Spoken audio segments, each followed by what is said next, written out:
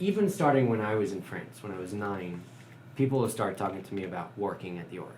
Like, oh, we can't wait till you're gonna be a That's right. I staff want to hear member about one this. day. Yes. You're gonna be a Sea Org yeah. member one day. You just watch, and I'd be like, okay. I mean, I didn't know what that meant at the time, but the more I grew up, and especially at St. Hill, not because it was St. Hill, but because I got older, I think, I started getting recruited very heavily. When they first start grabbing you from recruitment is when you're at these events. Okay, right. You're running around the grounds, but then They try to scoop you and, like how old? 12. Wow. Yeah, that's 12. probably the first time, yeah. And this is in 2002. Yeah. So this isn't like some distant, far-off 1970s or 1980s. Yeah. This is fairly recently that Yeah. they're trying to recruit a 12-year-old to join the Sea Organization at St. Hill. Yeah. And your parents are over in France. Yeah. So there's no parental anything. They just want you. Yeah, right then and there. Damn. Yeah. Usually you'd get, if I'm a guy, a cute girl coming up to you. Okay. And they'd start talking to you and telling you, and they were probably already a cadet, or already a Sea Org member. Were they around your age? Or just no. a bit older? Or Always 15, older. 16, 17? Always or? older, yeah. Okay, but not grown adults. Sometimes. Okay. Yeah. So various. It varied, but definitely a member of the opposite sex would help. Okay. I'm a teenager, I want to, whatever. Right.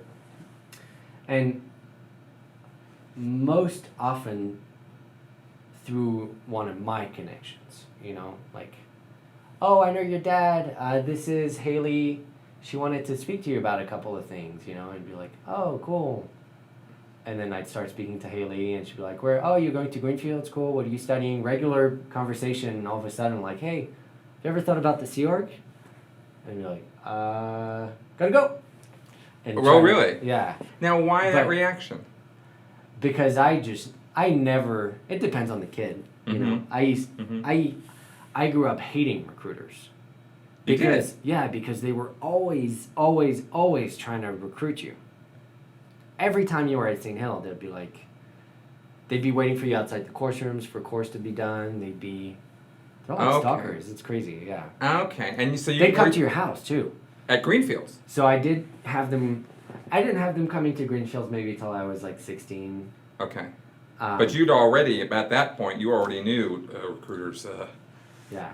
Okay, so were you getting like a stalkery kind of vibe from them, or what? Like how Sometimes. did that? I'm just curious how that started. That you got this sort of. You started because, so when I was in boarding school, the older kids would get recruited too. Mm-hmm. You'd see them getting recruited, mm-hmm. and then you'd hear them going, "Oh, they try to recruit me," and all that kind of stuff. Okay. That's one of the ways you start knowing about recruiters. Mm-hmm. Another way is, like I said before, it's just a casual conversation, and all of a sudden it's, have you ever thought about staff or Sea Org, do you like to help people is a great line that they use. Yeah. Because if you answer no, you're a horrible person. Right. And if you answer yes, it's the perfect answer for them to go, well, you know how you can help people. Exactly. And you're like, shit, now I feel like a horrible person. Right. Sorry for swearing. Yeah. But No, it's okay. We say whatever you want here. But that's how it starts. And then eventually, from hanging around at the events or going on course, you start knowing staff members. Mm-hmm. You start knowing Sea Org members, or because this is years. You're going and going you're and going. going. And you're 15 minutes away from St. Hill. Yeah. And you're right there. So they'll drive to your house too. Yeah. So. Oh yeah. I remember. They got quotas to meet, man. Yeah, really, Yeah. they really do. And I remember these two people. They were on me for years. Her name was Jamie, and his name was Zephyr. Zephyr. Yeah. Wow. And I remember one night, I think I was on TRs and objectives, so I was probably around 15, 16. Finished course one night around, 9? I think that's when, 9:30, yeah. I remember speaking to them till about midnight. Okay. Yeah, and they'd force the contract in front of you, and they had a whole book. You remember the book of every possible reason not to join the Sea Org, and then an explanation why that's not okay and why you should join the Sea Org. Right. Anything With I L. would Ron Hubbard say, quotes and stuff. yeah, Yeah. LRH quotes everywhere, but not necessarily LRH. It could have Other just been, things, yeah. It could have just been awesome salesmanship reasoning. You know what I mean? Right. And they'd be like, why aren't you joining the Sea Org? And I'd be like, well, I want to become a musician. I'd be like, well, you can become a musician in the Sea Org. And Yep. like, damn it. Well, I want to make money. You can make money in the Sea Org. You can sail, Yep. whatever. You can get donations and get Oh yeah. get You commissions. get commissions. Yeah. And literally for hours and hours and hours and hours and hours, Wow. they would just get you. Did they show you the Sea Org slideshow? Oh, of course. Yeah. Yeah. We live in a world gone mad. Yeah, I've seen that thing so many times. I would do anything I could to get away from it. And they would try to schedule meetings with you at the org. So I'd be like, okay, we'll meet you at 5. Mhm. We'll have an hour to talk before course time. Mm-hmm. And if I wouldn't show up at 5, they'd drive straight to my house and they'd be like, we were supposed to speak to Shane. And my parents, who were Sea Org, or had been Sea Org, I guess, they were like, he's right upstairs. And I'd be like, So there was no backup from them. No, sometimes they were. They were always supportive of my choice. So if I didn't want a Sea Org, they were like, okay, you don't have to join the Sea Org. If I wanted to join the Sea Org, they'll be like, great. Because I did sign a contract at one point. After, I think one day I cracked. I was like, fine, fuck it. After let's like do interview it. 136. Yeah, really. Yeah. And I signed a contract, and they made me pledge. Yeah, and, do the swearing-in ceremony. yeah. And You literally take the code of a Sea Org member, and you hold up your hand, Yeah. and you go line by line, and you promise. And the code of a Sea Org member all starts with "I promise," and there's like 20 points or something, or 21 points. Yeah. And I promise to uphold and forward and carry out command intention. Yeah. And I promise to And of course, I have no idea what. Yeah, you don't even know what any of this means. Yeah, what is Right. command intention? Like, Right. What are you talking about? Exactly. So, I did sign a Sea Org contract, but I never actually wanted to.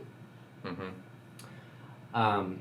The constant pressure. Yeah, the Just constant pressure. Yeah. And turning up at your house, they never followed me anywhere, but, they would definitely show up at Greenfields. They would definitely.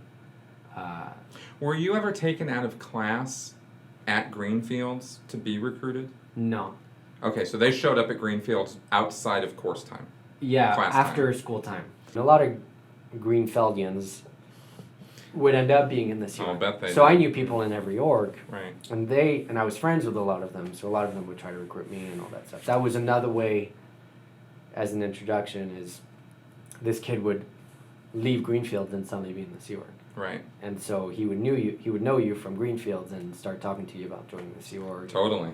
Introduce you to 17 other people. Well, you guys were 15 minutes from St. Hill. Yeah. You're a bunch of young, impressionable kids Yeah. from Scientology families.